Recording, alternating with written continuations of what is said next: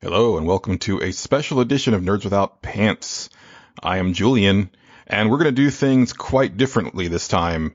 This is actually a music-based episode. We wanted to each pick a few songs from our favorite tracks of 2017, and we're not recording this together. We're actually recording our bits separately, and I'm going to intercut them after the fact. So that's why I'm doing my more radio voice instead of my normal hosting voice, because it's a different type of thing. If you've ever listened to Digital Mystery Tour, you know what I'm talking about. Anyway, I wanted to kick things off with something a little upbeat.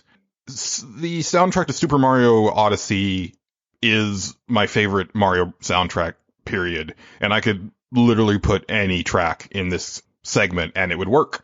But the one that I wanted to highlight is actually the one that is the least like a Mario song that I can think of, and it's actually Steam Kingdom. For me, it reminds me of like a 60s spy soundtrack, and if you listen really closely, you can almost hear a little bit of Mega Man 2 in there, or at least I think you can. So here we go with Steam Gardens from Super Mario Odyssey.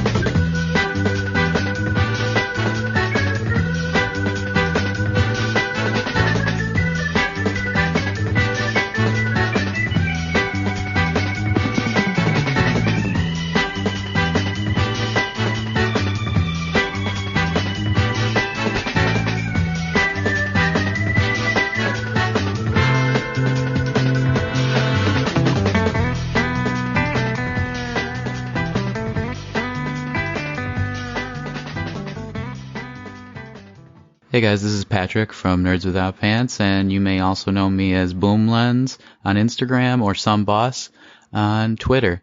And this episode, we're doing a little bit of a different recording, but we got to each do our own parts. So for mine, I wanted to take you through a sort of 5-act movement through my favorite songs or selections from my favorite video games with the best songs in them for this year.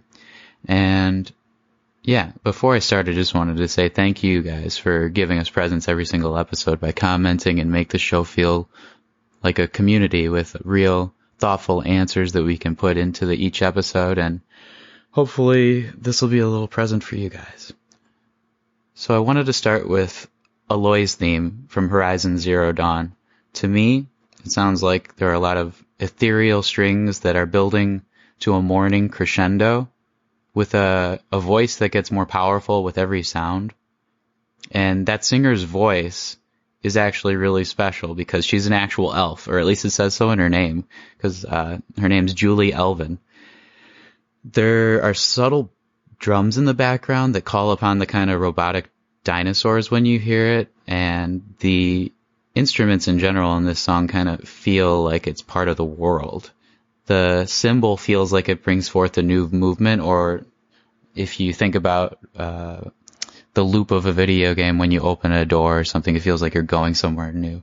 And even with the song's brevity, it was able to build to a great climax, which I hopefully will be able to do.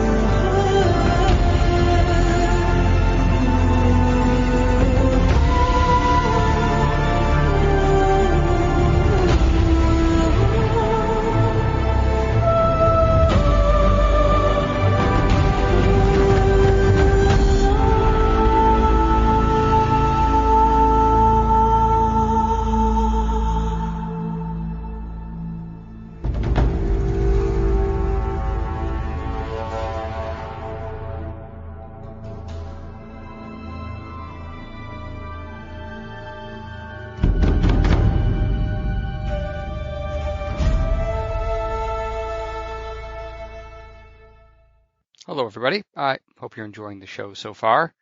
So for my picks for Music of the Year for 2017, let's get the obvious one out of the way first.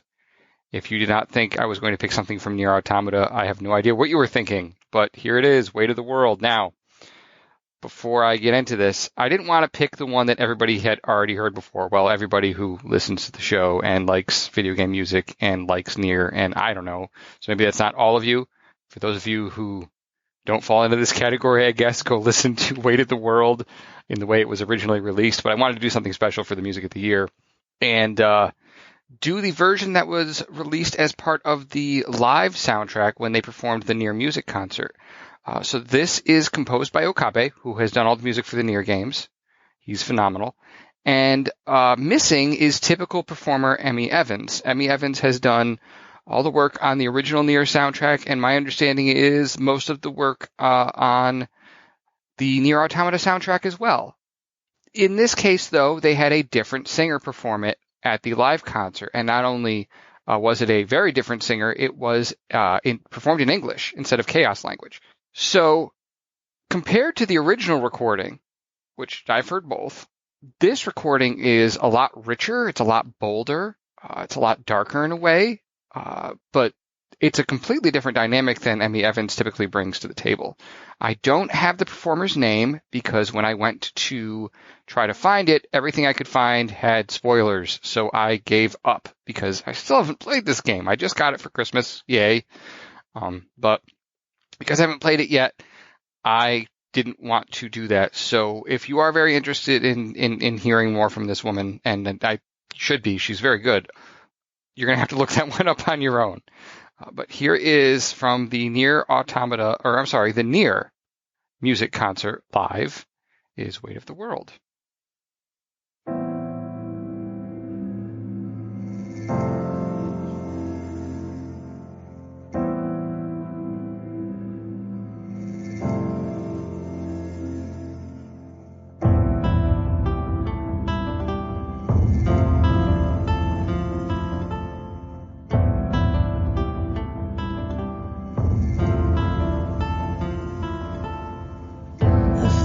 I'm losing hope in my body and my soul, and the sky, it looks so ominous.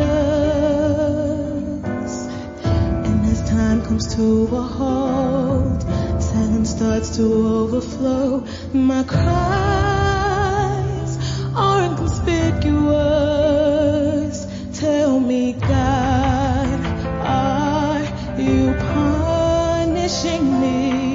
Is this the price I'm paying for my past mistakes? This is my redemption song. I need you more than ever right now. Can you hear me now?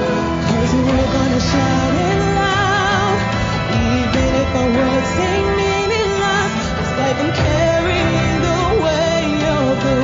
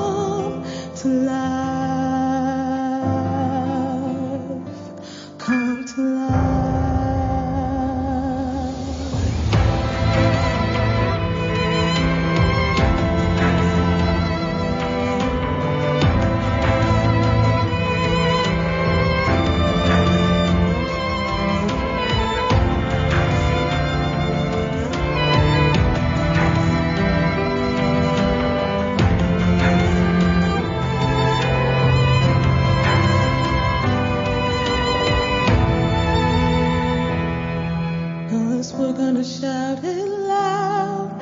Even if the words seem meaningless, it's like I'm carrying the weight of the world. I wish that some way, somehow, that I could save every one of us. But the truth is that I'm only one girl. Still, we're gonna shout it loud. Even if our words seem meaningless, it's like I'm carrying the weight of the world. I hope that some way, somehow, that I could save every one of us. But the truth is that I'm only one girl. Maybe if I keep believing, my dreams will come to life.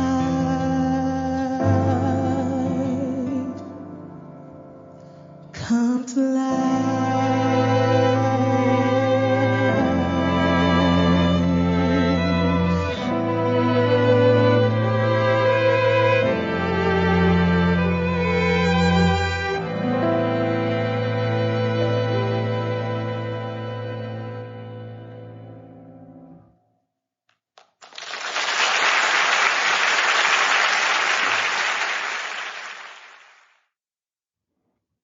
Hey, Julian here, back at you again. Next up, I wanted to do a track from one of my favorite games of the year, which is Wolfenstein 2: The New Colossus.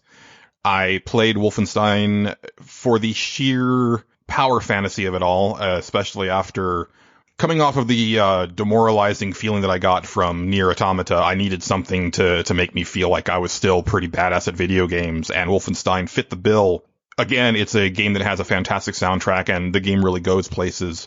This track in particular was one, when I was playing it, I was thinking, this is like just really awesome blood-pumping music, and it's actually the reason that I wanted to do this special, to be perfectly honest. The track is called Mein Leben, and I'm not going to tell you anything else about it because it would ruin one of the best moments in a game full of incredible moments. So here we go with Mein Leben from Wolfenstein 2: The New Colossus.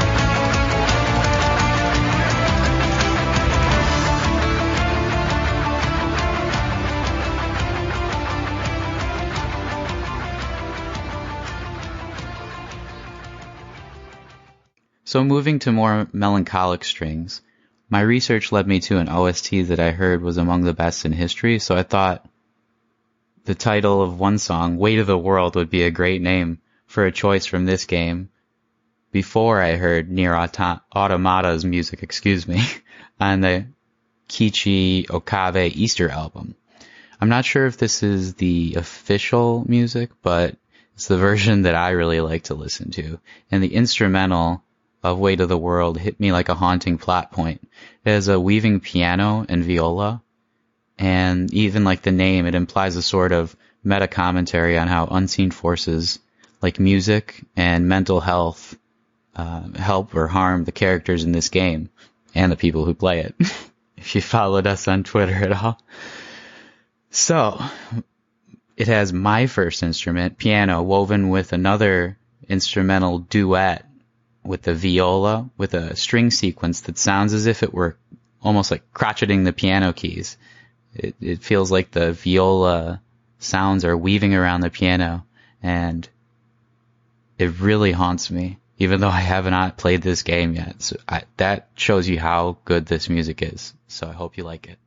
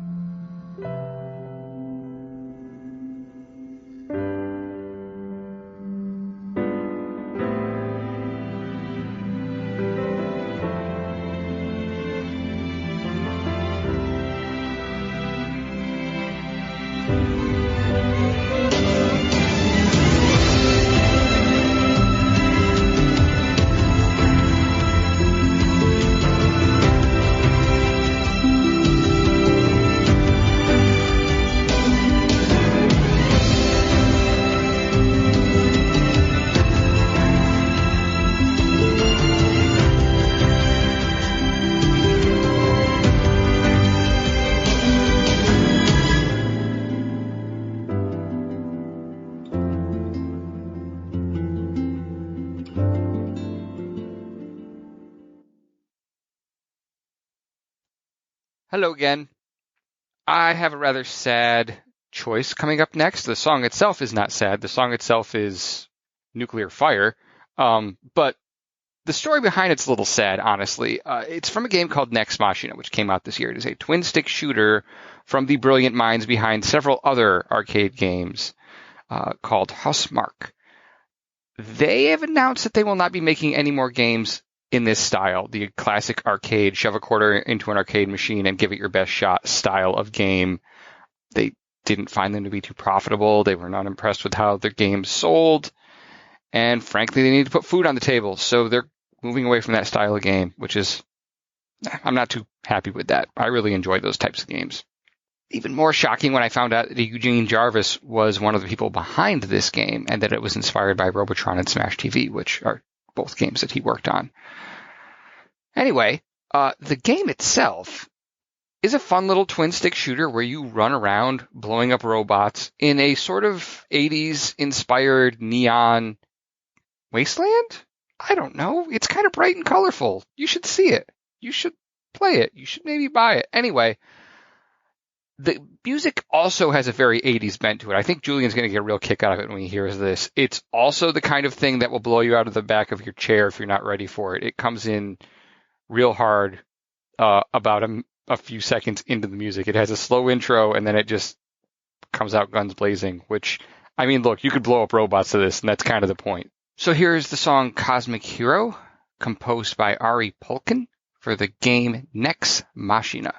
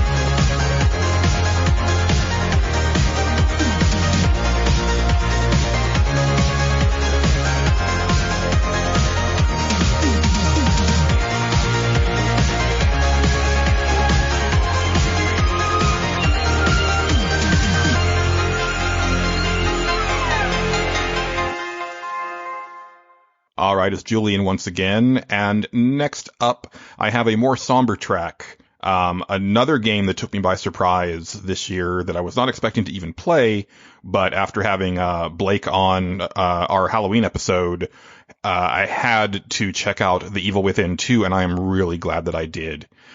This track is called Making Your Way Home, and it is a harrowing piece of music and also a small bit of calm right before one of the grossest, most impactful like horror game bosses that I've fought in quite some time, right up there with the end of Dead Space 2 for me.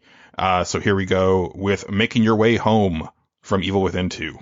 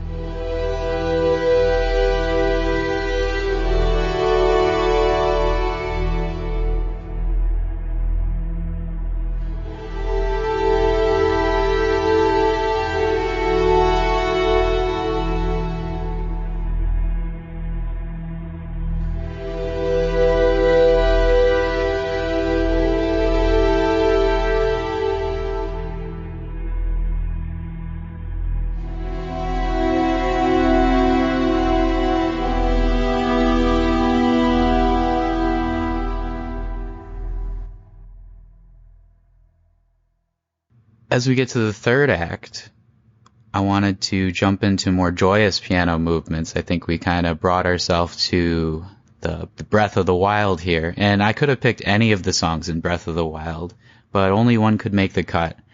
And I'll try to leave the songs stand on their own here, but every minimalist melody in the game provoked my mood perfectly, but the twinkling piano notes on the riding theme gave me the happiest feelings. It lifted me like being on a horse, and the night version of it also echoes into the abyss as if it were the way the sun sets. It has an epic and peaceful tone with a bit of, I would call it an inevitable hero feeling. That feeling you get when it's behind Link as you ride. So here's Breath of the Wild riding Day.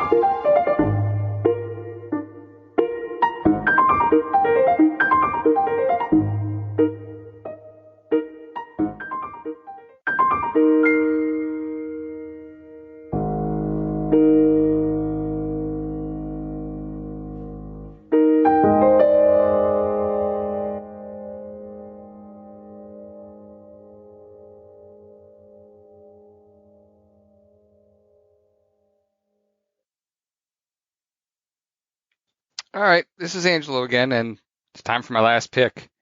I think I have played enough depressing music or music with a depressing story behind it. So I'm going to shift gears quite dramatically to some music from Cuphead. Cuphead has a lot of music inspired by the era that the game takes its primary cues from as far as artwork is concerned. So there's a lot of, your ragtime and your like sort of era jazz, that sort of thing. And in the middle of it, they have this one song that just sounds like we suddenly appeared in a Latin American street carnival, and it is phenomenal. Now, if you really want to get me to love a piece of music, give me a good rhythm section. I love percussion. I love drums. I love banging on things, and I love whatever weird instrument they have in here that sounds like somebody is pulling the straw in and out of a McDonald's cup. I actually looked into it. That is actually what the instrument is. It's crazy. It's like a drum where they have a stick that goes in and out of a drum head that they have coated with water. So it's a giant McDonald's cup where they move a straw. You go hear it. It's great. So I hope you all have enjoyed the show so far. Merry Christmas. Happy New Year. And here's a little party for your ears. This is Floral Fury from Cuphead by Christopher Madigan. See you next year.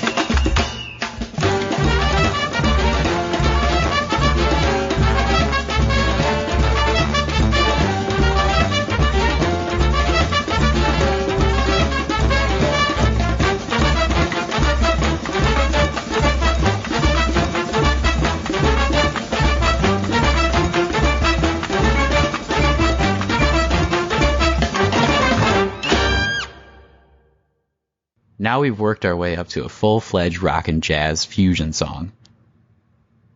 You might already know, but this brings us to Persona 5. It similarly uses music as an extension of its characters to evoke their emotions and their character traits. And although there are many songs in here that my friends and I like, I think the one that stands on its own is Life Will Change. It's a great example of how people in charge of Persona music like to mix American rock riffs with Asian vocal, like pop music. When the lyrics are empowering, it really makes me feel like I'm a part of the game, and it may be something you identify with too, but even more so, the scratchy guitar funk works on its own. I like the instrumental version almost as much as, or maybe even more than, the version with the lyrics in it. But the lick in it builds to an electronic sounding horn and an organ that hit all these high notes just as the singer is doing the same, and kind of builds to the crescendo in a microcosm of one song, just like the macrocosm of these 5 acts that I'm kind of presenting to you. So I really hope you like this, as this is the climax of my portion. This is Life Will Change from Persona 5.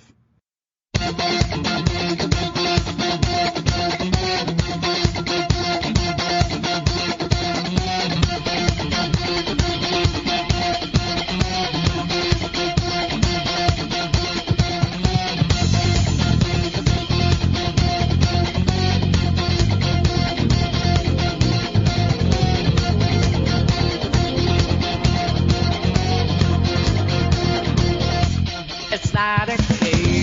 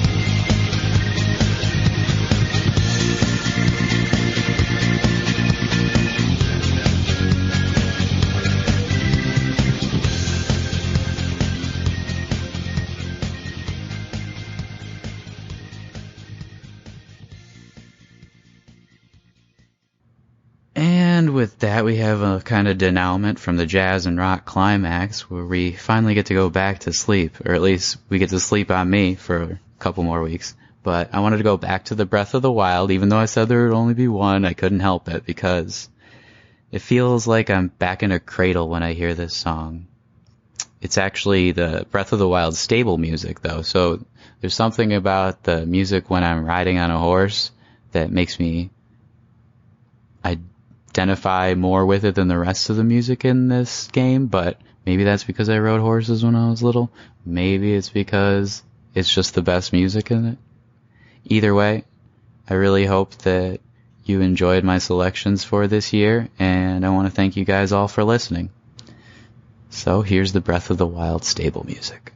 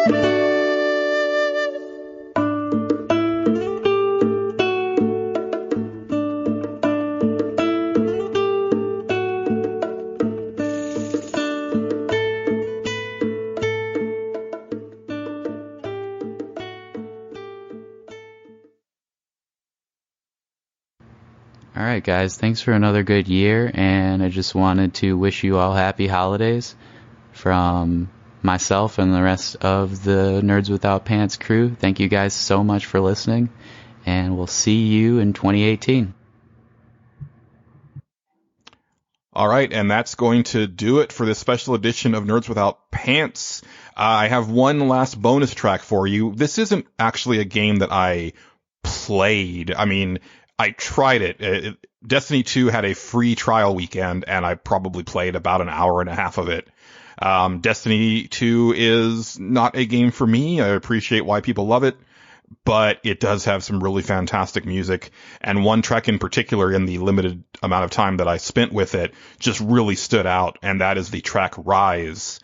It happens after like some really serious stuff happens at the beginning of Destiny 2, and it just is pitch perfect, and the environment that you're in when you're listening to this music also fits perfectly. It's just a really inspired track. So we're going to close out with that. Hope you enjoyed this episode, and we will see you next year. Thanks, everybody.